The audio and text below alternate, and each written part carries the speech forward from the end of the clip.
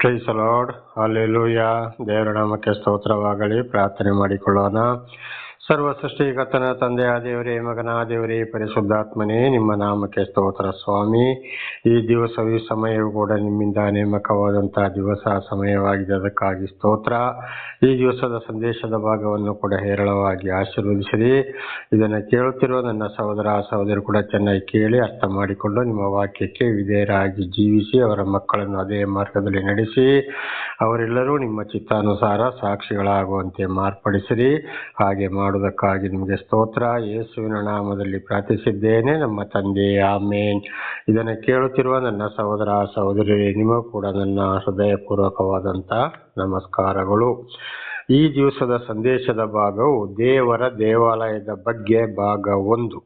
ದೇವರ ದೇವಾಲಯದ ಬಗ್ಗೆ ಭಾಗ 1. ದೇವರ ನಾಮಕ್ಕೆ ಸ್ತೋತ್ರವಾಗಲಿ. ವಚನದ ಕಡೆಗೆ ಹೋಗೋಣ. 1 ಕೊರಿಂಥಿಯರಿಗೆ 3ನೇ ಅಧ್ಯಾಯ 16ನೇ ವಾಕ್ಯ. ನೀವು ದೇವರ ಆಲಯವಾಗಿದ್ದೀರೆಂದು ದೇವರ ಆತ್ಮನು ನಿಮ್ಮಲ್ಲಿ ವಾಸ ಮಾಡುತ್ತಾನೆಂದು ನಿಮಗೆ ಗೊತ್ತಿಲ್ಲವೋ? ದೇವರ ನಾಮಕ್ಕೆ ಸ್ತೋತ್ರವಾಗಲಿ. ಹಲ್ಲೆಲೂಯಾ. ಇವತ್ತು ಏನಾಗಿದೆ, ಈ ವಾಕ್ಯದ ಪ್ರಕಾರ ನಮ್ಮ ಶರೀರವೇ ದೇವರಿಗೆ ಆಲಯವಾಗಿದೆ. ದೇವರು ನಿಮ್ಮಲ್ಲಿ ವಾಸ ಮಾಡ್ತಾರಂತ ನಿಮಗೆ ಗೊತ್ತಿಲ್ವೋ ಎಂಬುದಾಗಿ ಅಪೊಸ್ತಲನಾದ ಪೌಲರು ಕೊರಿಂಥ ಸಭೆಯವರಿಗೆ ಕೇಳ್ತಾ ಇದ್ದಾರೆ. ಈ ವಾಕ್ಯವು ನಮಗೆ ಕೂಡ ಅನ್ವಯಿಸ್ತದೆ. ಇವತ್ತು ಅನೇಕರು ಏನ್ ಮಾಡ್ತಾರೆ ಅಂದ್ರೆ ಇದೇ ಒಂದು ಸಂದೇಶವನ್ನು ಹಿಂದೆ ಕೂಡ ನಿಮಗೆ ತಿಳಿಸುವ ಹಾಗೆ ದೇವರ ಆಶೀರ್ವಾದ ಮಾಡಿದ್ದರು, ತಿಳಿಸಿದ್ದೀನಿ. ಮತ್ತೊಂದ್ಸಲ ಇದನ್ನು ನಿಮ್ಮ ಗಮನಕ್ಕೆ ತರಬೇಕೆಂಬುದಾಗಿ ನನಗೊಂದು ಪ್ರೇರೇಪಣೆ ಬಂತು. ಅದರಿಂದಾಗಿ ಈ ವಿಷಯ ಕೂಡ ಇವತ್ತು ಮಾತನಾಡಲು ಪ್ರಾರಂಭಿಸಿದ್ದೇನೆ. ದೇವರ ನಾಮಕ್ಕೆ ಸ್ತೋತ್ರವಾಗಲಿ. ಅನೇಕರು ಇವತ್ತು ಏನ್ ಮಾಡ್ತಾ ಇದ್ದಾರೆ ಅಂದ್ರೆ ಚರ್ಚ್ ಅಂದ್ರೆ ಏನಪ್ಪ ಅಂದ್ರೆ ಅದು ಅರೇಮಿಕ ಭಾಷೆ, ಇಂಗ್ಲಿಷಲ್ಲಿ ಬರೆಯಲ್ಪಟ್ಟಿದೆ. ಚರ್ಚ್ ಅಂದ್ರೆ ಸಭೆ. ಅದನ್ನ ಉಪಯೋಗಿಸಿಕೊಂಡು ಇವತ್ತು ಇವರು ದೊಡ್ಡ ದೊಡ್ಡ ಬಿಲ್ಡಿಂಗ್ಗಳನ್ನ ಕಟ್ಟಿ ದೇವಾಲಯ ದೇವರಲ್ಲಿದ್ದಾರೆ, ದೇವರು ಇಲ್ಲಿದ್ದಾರೆ, ಅಲ್ಲಿ ಆಶೀರ್ವಾದ ಇದೆ, ಇಲ್ಲಿ ಆಶೀರ್ವಾದ ಇದೆ ಅಂತ ಹೇಳಿ ದೊಡ್ಡ ದೊಡ್ಡ ಬಿಲ್ಡಿಂಗ್ ಅನ್ನ ಕಟ್ಟಿ ಅವರ ಸ್ವಂತಕ್ಕಾಗಿ ಉಪಯೋಗಿಸಿಕೊಳ್ಳುವವರಾಗಿದ್ದಾರೆ. ಅದರಲ್ಲಿ ಒಂದು ಸಣ್ಣ ರೂಮ್ ಅನ್ನ ಮಾಡಿಕೊಂಡು ಚರ್ಚ್ ಅಂತ ಮಾಡಿಕೊಳ್ಳುವವರಾಗಿದ್ದಾರೆ. ಆದರೆ ಅವರಿಗೆ ಕಾರಣ ಏನಪ್ಪ ಅಂದ್ರೆ ವಾಸಕ್ಕೆ ಮನೆ ಬೇಕು. ಆ ಒಂದು ಕಾರಣಕ್ಕೆ ಇದನ್ನು ಮುಂದೆ ನಾವು ತಿಳಿದುಕೊಳ್ಳೋಣ. ಹಾಗೆ ನಿಜವಾಗ್ಲೂ ಇಲ್ಲಿ ದೇವರ ಒಂದು ವಾಕ್ಯವನ್ನು ನಾವು ನೋಡುವಾಗ ಇದು ಧರ್ಮೋಪದೇಶ ಕಾಂಡದಲ್ಲಿ ಕೂಡ ಮೋಶೆಯ ಮೂಲಕ ಇಸ್ರಾಯೇಲರಿಗೆ ದೇವರು ಹೇಳಿದ್ದಾರೆ, ನಿಮ್ಮ ದೇಹವೇ ದೇವಾಲಯ ಎಂಬುದಾಗಿ. ಅದನ್ನೇ ಇಲ್ಲಿ ಅಪೊಸ್ತಲನಾದ ಪೌಲರು ಕೂಡ ಕೊರಿಂಥಿಯರಿಗೆ ಬರೆದ 1ನೇ ಪತ್ರ 3ನೇ ಅಧ್ಯಾಯ 16ನೇ ವಚನದಲ್ಲಿ ಅದೇ ಹೇಳಿದ್ದು, ನೀವು ದೇವರ ಆಲಯವಾಗಿದ್ದೀರೆಂದು ದೇವರ ಆತ್ಮನು ನಿಮ್ಮಲ್ಲಿ ವಾಸ ಮಾಡುತ್ತಾನೆಂದು ನಿಮಗೆ ಗೊತ್ತಿಲ್ಲವೋ? ನಿಜವಾಗಿ ಇವತ್ತು ದೇವರಿಗೆ ದೇವಾಲಯ, ದೇವರು ವಾಸ ಮಾಡುವ ಸ್ಥಳ ಯಾವುದಾಗೆಂದರೆ ದೇವರು ಸೃಷ್ಟಿ ಮಾಡಿದಂಥ ಮನುಷ್ಯರಲ್ಲಿ. ದೇವರ ನಾಮಕ್ಕೆ ಸ್ತೋತ್ರವಾಗಲಿ. ಹಲ್ಲೆಲೂಯಾ. ಇವತ್ತು ದೇವರು ಯಾರಿಂದಲೂ ದೂರ ಅಲ್ಲ, ಪ್ರತಿಯೊಬ್ಬರಲ್ಲಿ ದೇವರ ಆತ್ಮನಿದೆ. ಅದು ವಿಶೇಷವಾಗಿ ದೇವರು ತಾಯಿ ಗರ್ಭದಿಂದಲೇ ಅಥವಾ ಪ್ರಪಂಚದಿಂದಲೇ ಒಬ್ಬೊಬ್ಬರನ್ನ ಯಾರನ್ನ ದೇವರು ಸರಿಯಾಗಿ ಆರಿಸಿಕೊಳ್ತಾರೋ ಅವರಲ್ಲಿ ದೇವರು ವಾಸ ಮಾಡ್ತಾರೆ ಎಂಬುದಾಗಿ ನಮಗೆ ಬೈಬಲ್ ಸ್ಪಷ್ಟವಾಗಿ ಸಿಗ್ತದೆ. ಎಲ್ಲರಲ್ಲಿ ವಾಸ ಮಾಡ್ತಾರೆ, ಅದರಲ್ಲಿ ದೇವರು ಅಂಥವರಲ್ಲಿ ಕಾರ್ಯ ಮಾಡ್ತಾರೆ. ಹಾಗಿರುವಾಗ ಅಂಥವರ ದೇಹವು ದೇವರಿಗೆ ದೇವಾಲಯವಾಗಿದೆ. ಆ ದೇವರು ನಮ್ಮಲ್ಲಿ ವಾಸ ಮಾಡ್ತಾ ಇದ್ದಾನೆ ಎಂಬುದಾಗಿ ಈ ವಚನವು ನಮಗೆ ತಿಳಿಸಲ್ಪಡ್ತದೆ. ಹಾಗೆ ಮುಂದಿನ ವಚನಗಳಿಗೂ ಹೋಗೋಣ. 1 ಕೊರಿಂಥಿಯರಿಗೆ 6ನೇ ಅಧ್ಯಾಯ 19ನೇ ವಚನ ಓದುವಾಗ, ದೇವರಿಂದ ದೊರಕಿ ನಿಮ್ಮೊಳಗೆ ನೆಲೆಗೊಂಡಿರುವ ಪವಿತ್ರಾತ್ಮನಿಗೆ ನಿಮ್ಮ ದೇಹವು ಗರ್ಭಗುಡಿಯಾಗಿದೆ ಎಂಬುದು ನಿಮಗೆ ತಿಳಿಯದೋ? ದೇವರಿಂದ ದೊರಕಿ ನಿಮ್ಮೊಳಗೆ ನೆಲೆಗೊಂಡಿರುವ, ನೋಡಿ, ನಮ್ಮ ಶರೀರ ಯಾರದಾಗಿದೆ? ದೇವರಿಂದ ದೊರಕಿದಾಗಿದೆ. ಅದು ದೊರಕಿ ನಿಮ್ಮೊಳಗೆ ನೆಲೆಗೊಂಡಿರುವ ಪವಿತ್ರಾತ್ಮನಿಗೆ ನಿಮ್ಮ ದೇಹವು ಗರ್ಭಗುಡಿ. ನಮ್ಮ ಶರೀರವನ್ನು ಯಾರು ಸೃಷ್ಟಿ ಮಾಡಿದ್ರು? ತಾಯಿ ಗರ್ಭದಲ್ಲಿ ದೇವರು.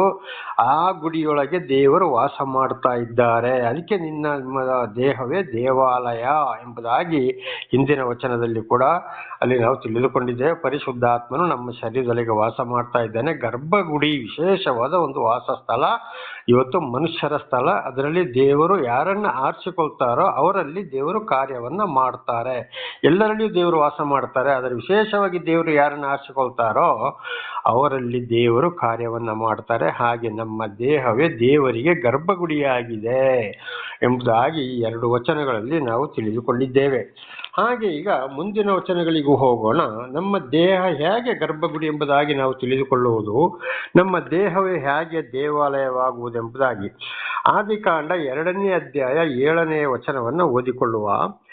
ಹೀಗಿರಲು ಯೆಹೋವ ದೇವರು ನೆಲದ ಮಣ್ಣಿನಿಂದ ಮನುಷ್ಯನನ್ನು ರೂಪಿಸಿ ಅವನ ಮೂಗಿನಲ್ಲಿ ಜೀವಶ್ವಾಸವನ್ನು ಊದಿದನು, ಆಗ ಮನುಷ್ಯನು ಬದುಕುವ ಪ್ರಾಣಿಯಾಗಿದ್ದನು. ದೇವರ ನಾಮಕ್ಕೆ ಸ್ತೋತ್ರವಾಗಲಿ. ಮೊಟ್ಟ ಮೊದಲು ಆದಿಕಾಂಡ 1ನೇ ಅಧ್ಯಾಯದಲ್ಲಿ ನೋಡುವಾಗ ಸರ್ವವನ್ನ ದೇವರು 6 ದಿವಸದಲ್ಲಿ ಸೃಷ್ಟಿ ಮಾಡಿದ. ಹಾಗೆ 6ನೇ ಕೊನೆಯದಲ್ಲಿ ಮನುಷ್ಯನನ್ನ ಮಣ್ಣಿನಿಂದ ರೂಪಿಸ್ತಾ ಇದ್ದಾನೆ. ಅವನಲ್ಲಿ ಜೀವ ಇಲ್ಲ. ಆಗ ದೇವರ ರೂಪದಲ್ಲಿ ಸೃಷ್ಟಿ ಮಾಡಿದಾಗ ಜೀವ ಇಲ್ಲದಿರುವಾಗ ಮೂಗಿನ ಮೂಲಕ ಊದಿದ. ಆ ಗಾಳಿ ಹೋಗಿ ಅವರ ಶರೀರದೊಳಗೆ ಹೃದಯದೊಳಗೆ ಪ್ರವೇಶವಾದಾಗ ಮನುಷ್ಯ ಬದುಕಿದ. ಆದಿ ಮಾನವ ಮಣ್ಣಿನಿಂದ ಆದವನು ಆದಾಮ ಅಂತ ಇದರ ಅರ್ಥ. ಆದಿ ಮಾನವ ಇಡೀ ಪ್ರಪಂಚದಲ್ಲಿ ಇದ್ದಿದ್ದು ಅವನೊಬ್ಬನನ್ನೇ ದೇವರು ಸೃಷ್ಟಿ ಮಾಡಿದ್ರು ಮೊಟ್ಟ ಮೊದಲು. ಹಾಗೆ ಇವತ್ತು ಅದೇ ಅವನ ಸಂತಾನದವರೇ ನಾವಾಗಿದ್ದೇವೆ. ಅಲ್ಲಿಂದ ಮನುಕುಲ ಇಡೀ ಜಗತ್ತಿಗೆ ಹಬ್ಬಿ ಹರಡಿತು. ಹಾಗೆ ನೋಡಿ, ಇವತ್ತು ನಾವು ಕೂಡ ಆದಾಮನಿಗೆ ಮೂಗಿನ ಮೂಲಕ ದೇವರು ಊದಿದ್ರು. ಅದೇ ಜೀವ ಶ್ವಾಸವು ಇವತ್ತು ನಮ್ಮ ಮೂಗಿನ ಮೂಲಕ ನಾವು ಇವತ್ತು ಉಸಿರಾಡುವುದರಿಂದ ನಾವೇನಾಗ್ತಿದ್ದೇವೆ, ಬದುಕುವ ಪ್ರಾಣಿಯಾಗಿದ್ದೇವೆ. ಇವತ್ತು ನಾವು ಬದುಕ್ತಾ ಇದ್ದೇವೆ. ಯಾವುದೇ ಪ್ರಾಣಿ ಪಕ್ಷಿಗಳಾಗಲಿ ಜೀವರಾಶಿಗಳು ಪ್ರತಿಯೊಂದು ಉಸಿರಾಡದ ಹೋದರೆ ಖಂಡಿತವಾಗಿ ಬದುಕಲು ಸಾಧ್ಯವಿದೆಯೋ? ಇಲ್ಲ.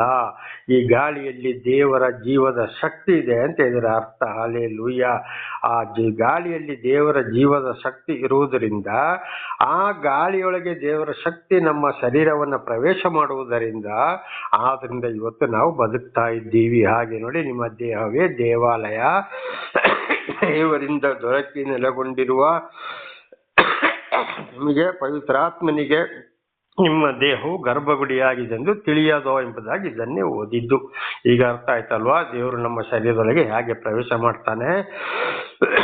ಈ ಗಾಳಿ ಸುಮ್ಮನೆ ಅಲ್ಲ, ಗಾಳಿಲಿ ದೇವರ ಜೀವದ ಶಕ್ತಿ. ಅದು ನಮ್ಮ ಶಕ್ತಿಯ ಗಾಳಿಯ ಮೂಲಕ, ನಮ್ಮ ಮೂಗಿನ ಮೂಲಕ ಶರೀರವನ್ನು ಪ್ರವೇಶ ಮಾಡುವಾಗ ನಾವು ಬದುಕ್ತಾ ಇದ್ದೀವಿ. ಇದಕ್ಕೆ ನಮ್ಮ ದೇಹ ದೇವಾಲಯವಾಗಿದೆ. ದೇವರ ನಾಮಕ್ಕೆ ಸ್ತೋತ್ರವಾಗಲಿ. ಹಲ್ಲೆಲೂಯಾ. ಹಾಗೆ ನಾವು ಮುಂದಿನ ವಚನಗಳಿಗೂ ಕೂಡ ಹೋಗೋಣ. ಯೋಬ 27:2. ಯೋಬ 27ನೇ ಅಧ್ಯಾಯ 2ನೇ ವಚನವನ್ನು ಓದಿಕೊಳ್ಳೋಣ.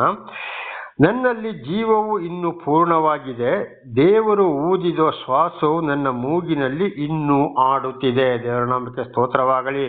ಯೋಬನಂತ ಕಷ್ಟ ಸಂಕಟ ದುಃಖದಲ್ಲಿ ಬಿದ್ದಾಗಲೂ ಕೂಡ ಯೋಬ ಏನು ಹೇಳ್ತಾ ಇದ್ದಾನೆ? ನನ್ನಲ್ಲಿ ಜೀವವು ಇನ್ನೂ ಪೂರ್ಣವಾಗಿದೆ. ನೋಡಿ, ದೇವರು ಊದಿದಂಥ ಶ್ವಾಸವು ನನ್ನ ಮೂಗಿನಲ್ಲಿ ಇನ್ನೂ ಆಡುತ್ತಿದೆ. ನೋಡಿದ್ದೀಯಾ? ನಾವು ಉಸಿರಾಡುವ ಶ್ವಾಸ ಯಾರದಾಗಿದೆ? ದೇವರದ್ದಾಗಿದೆ. ಆದಾಮನಿಗೆ ಊದಿದಂಥ ಶ್ವಾಸ ಇವತ್ತು ನಾವು ಕೂಡ ಉಸಿರಾಡ್ತಾ ಇದ್ದೇವೆ. ಅದನ್ನು ಕೂಡ ಇವತ್ತು ಅದರಿಂದ ನಾವು ಏನು ಮಾಡ್ತಾ ಇದ್ದೇವೆ? ಇನ್ನೂ ಆಡ್ತಾ ಇದ್ದೇವೆ, ಇನ್ನು ಬದುಕ್ತಾ ಇದ್ದೇವೆ ನಾವು. ಹಾಗೆ ಯಾವುದೇ ಕಷ್ಟ ಸಂಕಟ ದುಃಖದಲ್ಲಿ ಇರುವಾಗಲೂ ಕೂಡ ಕಾರಣ ನಾವು ಬದುಕಬೇಕಾದ್ರೆ ದೇವರು ಊದಿದ ಶ್ವಾಸ, ಆ ದೇವರ ಆತ್ಮವು ನಮ್ಮಲ್ಲಿ ಉಸಿರಾಡ್ತಾ ಇರುವಾಗ ನಾವು ಬದುಕಲು ಸಾಧ್ಯವಾಗಿದೆ. ಇವತ್ತು ಕೂಡ ನಾವು ಉಸಿರಾಡ್ತಾ ಇರೋದು ದೇವರು ಆದಾಮನಿಗೆ ಊದಿದಂಥ ಶ್ವಾಸ. ಅದುವೇ ಇವತ್ತು ಜಗತ್ತಿನಲ್ಲಿ ಗಾಳಿ ದೇವರ ಶ್ವಾಸವಾಗಿದೆ. ಆ ಗಾಳಿಯಲ್ಲಿ ದೇವರ ಜೀವದ ಶಕ್ತಿ ಇದೆ. ಅದರಿಂದೆಲ್ಲ ಪ್ರಾಣಿ ಪಕ್ಷಿಗಳು ಗಿಡ ಮರಗಳು ಬದುಕಲಿಕ್ಕೆ ಗಾಳಿ ಇಲ್ಲದ ಹೋದರೆ ಯಾವುದು ಬದುಕಲು ಸಾಧ್ಯವೇ ಇಲ್ಲ. ಕಾರಣ ಆಗಿರುವಾಗ ಇವತ್ತು ನಮ್ಮ ದೇಹವು ದೇವರಿಗೆ ದೇವಾಲಯವಾಗಿದೆ. ದೇವರ ನಾಮಕ್ಕೆ ಸ್ತೋತ್ರವಾಗಲಿ. ಹಾಗೆ ಮುಂದಿನ ವಚನಕ್ಕೆ ಹೋಗೋಣ. ಯೋಬನು 33:4. ಯೋಬನು 33ನೇ ಅಧ್ಯಾಯ 4ನೇ ವಚನ. ನಾನು ದೇವರಾತ್ಮನಿಂದಲೇ ನಿರ್ಮಿತನಾಗಿದ್ದೇನೆ, ನನ್ನ ಜೀವವು ಸರ್ವಶಕ್ತನ ಶ್ವಾಸದಿಂದ ಉಂಟಾಗಿದೆ. ದೇವರ ನಮಗೆ ಸ್ತೋತ್ರವಾಗಲಿ. ನಾನು ದೇವರಾತ್ಮನಿಂದಲೇ ನಿರ್ಮಿತವಾಗಿದ್ದೇನೆ. ತಾಯಿಯ ಗರ್ಭದಲ್ಲಿ ನಾನು ದೇವರ ಆತ್ಮನಿಂದ ದೇವರಿಂದ ನಾನು ನಿರ್ಮಿತವಾಗಿದ್ದೇನೆ. ಹಾಗೆ ಇವತ್ತು ನಾವು ಕೂಡ ತಾಯಿಯ ಗರ್ಭದಿಂದಲೇ ಇವತ್ತು ದೇವರಿಂದ ನಾವು ನಿರ್ಮಿತರಾಗಿದ್ದೇವೆ. ನಮ್ಮನ್ನು ತಾಯಿಯ ಗರ್ಭದಲ್ಲಿ ಬೆಳೆಸಿದವರು ಕೂಡ ದೇವರೇ ಆಗಿದ್ದಾರೆ. ನನ್ನ ಜೀವವು ಸರ್ವಶಕ್ತನ ಶ್ವಾಸದಿಂದ ಉಂಟಾಗಿದೆ. ನಮ್ಮ ಜೀವ ಇವತ್ತು ಉಳಿಬೇಕಾದ್ರೆ ನಾನು ಬದುಕಿದೆ, ನಾನು ಜೀವ, ನಾನು ಪಾರಾದೆ ಅಂತ ಹೇಳಕ್ಕೆ ಯಾರಿಗೂ ಅಧಿಕಾರ ಇಲ್ಲ. ನನ್ನ ಸಹೋದರ ಸಹೋದರಿಯರೇ, ದೇವರ ಜೀವವು ಇದು ನಮ್ಮನ್ನು ಉಳಿಸುವುದಾದರೆ ಮಾತ್ರ ನಾವು ಬದುಕಲಿಕ್ಕೆ ಸಾಧ್ಯವಾಗಿದೆ. ಹಾಗೆ ಇವತ್ತು ನಾವು ಬದುಕಲಿಕ್ಕೂ ಕಾರಣ ಸರ್ವಶಕ್ತ ಅಂದರೆ ಸರ್ವ ಸೃಷ್ಟಿಕರ್ತನಾದ ದೇವರ ಶ್ವಾಸವೇ ಇವತ್ತು ನಮಗೆ ಕಾರಣವಾಗಿದೆ. ಹಾಗೆ ಇವತ್ತು ನೋಡಿ, ಆಸ್ಪತ್ರೆಗೆ ಹೋದ್ರು ಡಾಕ್ಟರ್ಗಳು ಏನು ಹೇಳ್ತಾರೆ? ಉಸಿರಾಡು ಉಸಿರಾಡು ಉಸಿರಾಡು. ಯಾವುದೇ ಅಪಘಾತವಾಗಲಿ, ಯಾವುದೇ ರೋಗ ಆಗಲಿ, ಸರಿಯಾಗಿ ಉಸಿರಾಡದ ಹೋದರೆ, ಉಸಿರಾಡೋದು ನಿಂತು ಹೋಯ್ತಂದ್ರೆ ಅವರು ಸತ್ತು ಹೋಗ್ತಾರೆ ಅಂತ ಇದರ ಅರ್ಥ. ಹಾಗೆ ನಾವು ಇವತ್ತು ಕೂಡ ಬದುಕಲು ಕಾರಣ ಸರ್ವಶಕ್ತ ಅಂದರೆ ಸರ್ವ ಸೃಷ್ಟಿಕರ್ತನಾದಂಥ ಆ ಪರಮಾತ್ಮ ಭಗವಂತನ ಒಂದು ಶ್ವಾಸವೇ, ಆ ಯೇಸು ಕ್ರಿಸ್ತ ಯೆಹೋವನ ಒಂದು ಸರ್ವ ಸೃಷ್ಟಿಕರ್ತನ ದೇವರ ಒಂದು ಉಸಿರೇ ಇವತ್ತು ನಾವು ಕಾರಣವಾಗಿದ್ದೇವೆ. ಇವತ್ತು ನಮ್ಮ ಜೀವ ದೇವರ ಒಂದು ಜೀವ ಶ್ವಾಸವಾಗಿದೆ. ಅದುವೇ ಇವತ್ತು ನಮ್ಮ ದೇಹವು ಏನಾಗಿದೆ? ದೇವರಿಗೆ ದೇವಾಲಯವಾಗಿದೆ. ಹಾಗಾದ್ರೆ ಇನ್ನೊಂದು ಕಡೆಗೆ ನಾವು ಅಲ್ಲಿ ನೋಡುವಾಗ ಇವತ್ತು ನಿನ್ನ ದೇಹವೇ ದೇವಾಲಯ. ಹಾಗಾದ್ರೆ ಇವತ್ತು ಅನೇಕ ದೊಡ್ಡ ದೊಡ್ಡ ಬಿಲ್ಡಿಂಗ್ಗಳನ್ನ ಚರ್ಚು ಅಂತೇಳಿ 2-3 ಫ್ಲೋರ್ಗಳನ್ನ ಕಟ್ಟಿಕೊಳ್ತಾ ಇದ್ದಾರೆ. ಆಗ ಅಲ್ಲಿ ದೇವರ ವಾಸವಿಲ್ವಾ? ಖಂಡಿತವಾಗಿಯೂ ಅಲ್ಲಿ ದೇವರ ವಾಸವಿಲ್ಲ. ಹಾಗಾದ್ರೆ ದೇವರು ವಾಸ ಮಾಡುವುದು ಎಲ್ಲಿ? ಮನುಷ್ಯ ಕಟ್ಟಿದ ಗುಡಿಯಲ್ಲಿ ನಾನು ವಾಸ ಮಾಡುವುದಿಲ್ಲ ಅಂತ ಹೇಳಿದ್ದಾರೆ ದೇವರು. ಹಾಗಾದ್ರೆ ಮನುಷ್ಯ ಕಟ್ಟದ ಗುಡಿ ಯಾವುದು? ಮನುಷ್ಯ ಕಟ್ಟದ ಗುಡಿಯೇ ಮನುಷ್ಯನ ಶರೀರವಾಗಿದೆ. ದೇವರ ನಾಮಕ್ಕೆ ಸ್ತೋತ್ರವಾಗಲಿ. ತಾಯಿ ಗರ್ಭದಲ್ಲಿ ಏನಾದರೂ ಮನುಷ್ಯ ಹೋಗಿ ಅಲ್ಲಿ ಒಂದು ಮಗುವನ್ನು ಕಟ್ಟಲಿಕ್ಕೆ ಆಗ್ತದಾ? ಬೆಳೆಸ್ಲಿಕ್ಕೆ ಆಗ್ತದಾ? ಏನು ಇಲ್ಲ. ದೇವರೇ ಅದನ್ನಲ್ಲಿ ಕಟ್ಟುವಂಥವರು, ದೇವರೇ ಅಲ್ಲಿ ಬೆಳೆಸುವಂಥವರು. ಆದ್ರಿಂದ ಅದು ಮನುಷ್ಯ ಕಟ್ಟದ ಗುಡಿಯಾಗಿದೆ. ಹಾಗೆ ನಿನ್ನ ದೇಹವೇ ದೇವಾಲಯ ಅಂತ ಹೇಳಿದ್ದು. ಮನುಷ್ಯ ಕಟ್ಟದ ಗುಡಿಯಲ್ಲಿ ದೇವರು ವಾಸ ಮಾಡುವನಾಗಿದ್ದಾನೆ. ತಾಯಿ ಗರ್ಭದಲ್ಲಿ ಒಂದು ಮಗು ಬೆಳೆಯುವಾಗ ನಾವಾಗಿರ್ಬೋದು, ನಮ್ಮ ಮಕ್ಕಳಾಗಿರ್ಬೋದು, ಮೊಮ್ಮಕ್ಕಳು, ಯಾವುದೇ ಪ್ರತಿ ಒಂದು ಮಾನವ ಕುಲ ಇವತ್ತು ಏನಾಗಿದೆ? ಇಡೀ ಪ್ರಾಣಿ ಪಕ್ಷಿಗಳು ಏನೇ ಇರಲಿ, ತಾಯಿ ಗರ್ಭದಲ್ಲಿ ಬೆಳೆಯುವಾಗ ಖಂಡಿತವಾಗಿಯೂ ಅಲ್ಲಿ ಅದು ಮನುಷ್ಯ ಕಟ್ಟದ ಒಂದು ಗುಡಿಯಾಗಿದೆ. ಉದಾಹರಣೆಗೆ ನಮ್ಮ ಮನುಷ್ಯರದೇ ತಗೊಳ್ಳೋಣ. ಖಂಡಿತ ಒಂದು ತಾಯಿ ಹೊಟ್ಟೆಯಲ್ಲಿ ಮಗು ಬೆಳೆಯುವಾಗ ಅಲ್ಲಿ ಮನುಷ್ಯ ಕಟ್ಟಲಿಕ್ಕೆ ಆಗ್ತದೆ, ನೋಡೋಕ್ಕಾಗ್ತದೆ. ಅದಕ್ಕೆ ಸಿಮೆಂಟ್ ಬೇಕಾ, ಇಟ್ಟಿಗೆ ಬೇಕಾ, ಕಲ್ಲು ಬೇಕಾ, ಕಬ್ಬಿಣ ಬೇಕಾ, ಇನ್ನು ಏನೇನು ಬೇಕು? ಅದುವೇ ಹೇಳಿದ್ದು ನಿನ್ನ ದೇಹವೇ ದೇವಾಲಯ. ಹಾಗೆ ಅದಕ್ಕೆ ಹೇಳಿದ್ದು ಮನುಷ್ಯರು ಕಟ್ಟಿದ ಗುಡಿಯಲ್ಲಿ ನಾನು ವಾಸ ಮಾಡುವವನು ಅಲ್ಲ. ಆಗ ಮನುಷ್ಯ ಕಟ್ಟದ ಗುಡಿ ಯಾವುದೆಂದರೆ ತಾಯಿಯ ಗರ್ಭದಲ್ಲಿ ಬೆಳೆಯುತ್ತಿರುವ ಒಂದು ಜೀವ, ಅದುವೇ ನಮ್ಮ ದೇಹ ದೇವಾಲಯವಾಗಿದೆ. ಅದರಲ್ಲಿ ದೇವರು ವಾಸ ಮಾಡುವನಾಗಿದ್ದಾನೆ.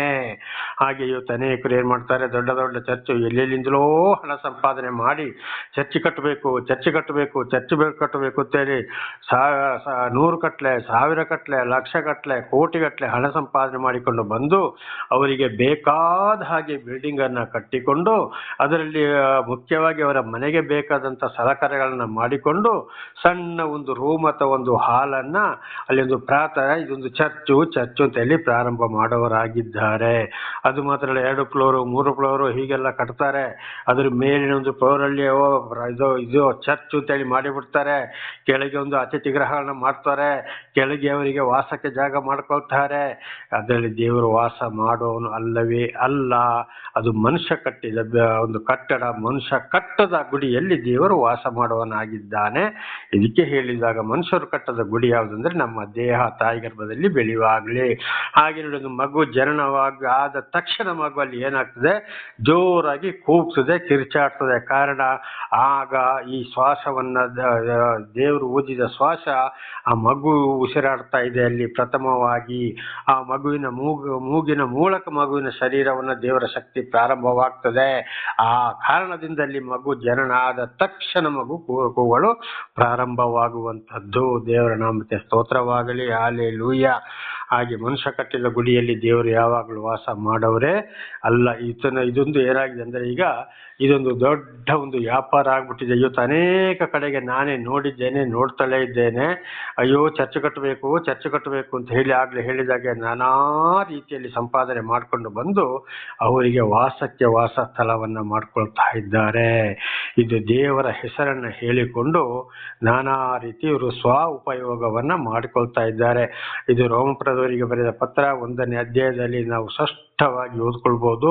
ಮೊದಲು ನಿನಗೆ ನೀನೇ ಉಪದೇಶವನ್ನ ಮಾಡ್ಕೊಳ್ತಾ ಇದ್ದೀಯಲ್ಲ, ನೀನು ಆಮೇಲೆ ಉಪದೇಶ ಮಾಡು. ನೀನು ಅವರಿಗೆ ಉಪದೇಶ ಮಾಡ್ತಾ ಇದ್ದೀಯ, ನಿನಗೆ ನೀನೇ ಯಾಕೆ ಉಪದೇಶವನ್ನ ಮಾಡಿಕೊಳ್ತಾ ಇಲ್ಲ? ಕದಿಬೇಡ, ಸುಳ್ಳು ಹೇಳ್ಬೇಡ, ವ್ಯಭಿಚಾರ ಮಾಡಬೇಡ ಅಂತ ಹೇಳ್ತೀಯಲ್ಲಪ್ಪ, ನೀನೇ ಕದಿತಾ ಇದ್ದೀಯಾ, ಸುಳ್ಳು ಹೇಳ್ತಾ ಇದ್ದೀಯಾ, ಅನ್ಯಾಯ ಮಾಡ್ತಾ ಇದ್ದೀಯಾ, ದೇವರಿಗೆ ಕೆಟ್ಟ ಹೆಸರನ್ನ ನೀನು ತರ್ತಾ ಇದ್ದೀಯಾ. ಅಲ್ಲಿ ಬರೆದಿರುವುದು ಒಂದು, ಹೇಳುವುದೊಂದು, ಬೋಧನೆ ಮಾಡುವುದು ಒಂದು, ನೀ ಮಾಡ್ತಾ ಇದ್ದೀಯಾ. ಆದ್ರಿಂದ ನಿನ್ನಂಥವರಿಂದ ನನ್ನ ಬಳಿಗೆ ಬರೋರು ಕೂಡ ಇವತ್ತು ಬರ್ತಾ ಇಲ್ಲ ಎಂಬುದಾಗಿ ಪೌಲನು ರೋಮಪುರದವರಿಗೆ ಬರೆದ ಪತ್ರ 1ನೇ ಅಧ್ಯಾಯದಲ್ಲಿ ನಾವು ಸ್ಪಷ್ಟವಾಗಿ ಇದನ್ನು ಓದಬಹುದು. ಇದು ಇವತ್ತು ಕೂಡ ಅದುವೇ ನಡೀತಾ ಇದೆ. ಅನೇಕರಿಗೆ ಬೈಬಲ್ ಬರ್ದಿರೋದನ್ನ ಸುಳ್ಳು ಬೋಧನೆ ಮಾಡಿ ಜನ ಮೆಚ್ಚಿಸಕ್ಕೆ ಮಾಡಿ ಕುಣಿಸೋದು ಮಾಡಿಸೋದು ದಶಾಂಶ ಕಾಣಿಕೆಗಾಗಿ. ಇದರಿಂದ ಇವತ್ತು ದೇವರ ಮೇಲೆ ಮತ್ತು ಬೈಬಲ್ ಮೇಲೆ ಮನುಷ್ಯರಿಗೆ ಏನಾಗಿದೆ, ದೇವರಿಗೆಲ್ಲ ಮನುಷ್ಯರಿಗೆ ಇವತ್ತು ನಂಬಿಕೆ ಇಲ್ಲದಾಗಿದೆ. ಕಾರಣ ಯಾರು? ಈ ಸೇವಕರುಗಳೇ ಕಾರಣ. ಆದರೆ ಪ್ರತಿ ಒಂದಕ್ಕೂ ಶಿಕ್ಷೆ ಇದೆ. ಪ್ರಕಟಣೆ 21:8 ಎಲ್ಲ ಸುಳ್ಳುಗಾರರು ಅಲ್ಲಿ ಬರೆದಿರೋದು ಪ್ರತಿಯೊಂದು ಸೈತಾನನ ಕಾರ್ಯವಾಗಿದೆ. ಆದ್ರಿಂದ ನನ್ನ ಸಹೋದರ ಸಹೋದರಿಯರೇ, ಬಹಳ ಎಚ್ಚರವಿರಬೇಕು. ಇದೇ ವಿಷಯವು ನಾಳೆ ಕೂಡ ಮುಂದುವರಿಯುವುದು. ಪ್ರಾರ್ಥನೆ ಮಾಡಿಕೊಳ್ಳೋಣ. ಸರ್ವ ಸೃಷ್ಟಿಕರ್ತನ ತಂದೆಯ ದೇವರೇ, ಮಗನ ದೇವರೇ, ಪರಿಶುದ್ಧಾತ್ಮನೇ, ನಿಮ್ಮ ನಾಮಕ್ಕೆ ಸ್ತೋತ್ರ ಸ್ವಾಮಿ. ಇವತ್ತಿನ ಈ ಒಂದು ಸಂದೇಶವನ್ನು ನನ್ನ ಸಹೋದರ ಸಹೋದರಿಗೆ ನೀವು ತಿಳಿಸಲು ಆಶೀರ್ವಾದ ಮಾಡಿದಕ್ಕಾಗಿ ಸ್ತೋತ್ರ. ಅವರು ಚೆನ್ನಾಗಿ ಕೇಳಿ ಅರ್ಥ ಮಾಡಿಕೊಳ್ಳಲು ಬೇಕಾದಂಥ ವಿಶೇಷವಾದ ಜ್ಞಾನವನ್ನು ಅವರಿಗೆ ಅನುಗ್ರಹಿಸಿರಿ. ಅವರು ಕೂಡ ಸತ್ಯವೇದವನ್ನು ತೆರೆದು ಓದಿ ಅರ್ಥ ಮಾಡಿಕೊಳ್ಳುವಂತಾಗಲಿ. ಅವರ ಮಕ್ಕಳಿಗೂ ಅದನ್ನು ತಿಳಿಸಿ ಮಕ್ಕಳನ್ನು ಅದೇ ಮಾರ್ಗದಲ್ಲಿ ಬೆಳೆಸಲಿ. ನಿಮ್ಮ ಚಿತ್ತಾನುಸಾರ ಇತರರಿಗೆ ಸಾಕ್ಷಿಗಳಾಗುವಂತೆ ಮಾರ್ಪಡಿಸಿರಿ.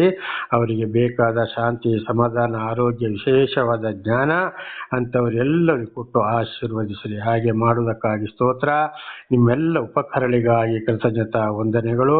ಯೇಸುವಿನ ನಾಮದಲ್ಲಿ ಪ್ರಾರ್ಥಿಸಿದ್ದೇನೆ ನಮ್ಮ ತಂದೆ, ಆಮೇನ್.